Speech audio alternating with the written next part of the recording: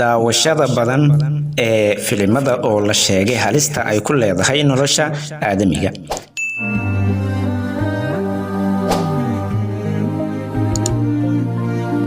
daraasad cusub oo dhawaan la soo saaray ayaa waxaa lagu xaqiijiyay in daawashada faraha badan ee aflaantu in ay sababto gabow degdeg ah.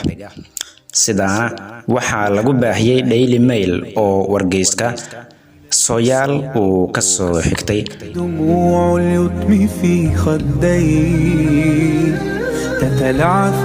daawashada aflaamta cabsida iyo sidoo kale kuwa qosolka ah ayaa saameyn ku yeesha muuqaalka wajiga, waxa ayna arintaasi sababi kartaa in wajigu ururo, sidaasna qofka wajigiisa marka la arko la moodo in uu yahay qof gabow ah xitaa haddii ay da'diisu yar tahay.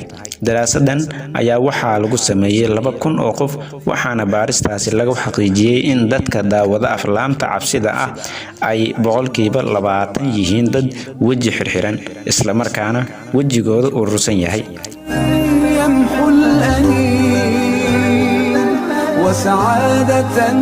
Dr. Harrison oo hogaaminayay qobarada ka qayb qaatay daraasadan isla markaana ka tirsan ururka ilaalinta iyo daryeelka wajiyada ee dalkaasi Sweden, magaciisana la yiraahdo Vorio, ayaa waxa uu yiri haddii qofku caadeysto daawashada aflaamtaasi muddo 5 sano ah, waxa uu si toos ah 50% wajigiisa ugu muuqanayaa calaamadaha gabowga.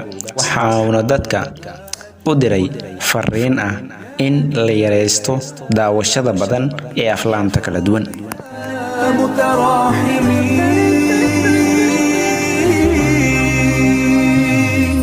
وهنا احتوته قلوب من تهوى